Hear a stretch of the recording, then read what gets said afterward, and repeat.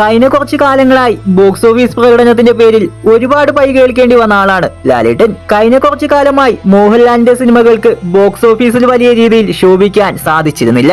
എന്നാൽ ഈ വർഷം വെറും 2 സിനിമകൾ കൊണ്ട് നഷ്ടപ്പെട്ട തന്റെ സിംഹാസനം താരം തിരിച്ചുപിടിച്ചു. 100 കോടി കളക്ഷൻ പോലും നേടാനാകാത്ത പലരും ഇൻഡസ്ട്രിയിലുള്ളപ്പോൾ തുടർച്ചയായി 2 സിനിമകൾ 200 കോടി ക്ലബിൽ കയറ്റിയാണ് ലാലേട്ടൻ മാസ് കാണിച്ചത്. ഇപ്പോഴിതാ മലയാളത്തിലെ മുൻനിര താരങ്ങൾ പ്രധാന വേഷങ്ങളിലെത്തിയ അവസാനത്തെ 5 സിനിമകളുടെ കളക്ഷൻ കഴിഞ്ഞ ദിവസം പുറത്തു വിട്ടിരിക്കുകയാണ്. കഴിഞ്ഞ കുറച്ചു കാലങ്ങളായി ബോക്സ് ഓഫീസ് പ്രകടനത്തിന്റെ പേരിൽ പൈ കേൾക്കേണ്ടി വന്ന മോഹൻലാൽ തന്നെയാണ് ഒന്നാമത്. 634 കോടിയാണ് കഴിഞ്ഞ 6 മോഹൻലാൽ സിനിമകളുടെ കളക്ഷൻ.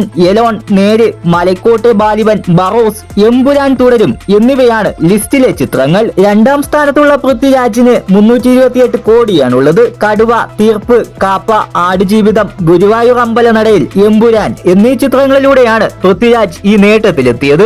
3ാം സ്ഥാനത്തുള്ള മമ്മൂട്ടിക്കാകട്ടെ 276 കോടിയാണുള്ളത്. Kannur squad, Kaathal, Bramayugam, turbo, Dominic and ladies സ്പേസ്, ബസൂക്ക എന്നിങ്ങനെയാണ് മമ്മൂട്ടിയുടെ സിനിമകളുടെ ലിസ്റ്റ്. 225 കോടി നേടി ഫഹദ് ഫാസിൽ ഈ ലിസ്റ്റിൽ 4ാമതും 224 കോടി നേടി ടൊവിനോ തോമസ് 5ാമതും എത്തി.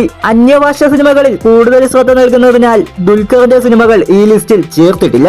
5 വർഷത്തെ ക്ഷീണം ഈ ഒരൊറ്റ വർഷം കൊണ്ട് മോഹൻലാൽ തീർത്തു കൊടുത്തിരിക്കുകയാണ്. വൻ പ്രതീക്ഷയോടെ എത്തിയ പല സിനിമകളും പ്രതീക്ഷിച്ച വിജയം നേടാതെ വന്നതോടെ മോഹൻലാലിന്റെ സ്റ്റാർഡം പലരും ചോദ്യം ചെയ്തിരുന്നു. എന്നാൽ എമ്പുരാൻ തുടരും എന്നീ 2 സിനിമകളിലൂടെ മലയാളത്തിലെ സകല കളക്ഷൻ റെക്കോർഡും തന്റെ പേരിലാക്കിയാണ് മോഹൻലാൽ അതിന് മറുപടി നൽകിയത്. മഞ്ഞുമൽ ബോയ്സ് കേരളത്തിന് പുറത്തുനിന്ന് സ്വന്തമാക്കിയ കളക്ഷൻ മാത്രമാണ് ഇനി ലാലേട്ടന്റെ മുന്നിലുള്ളത്.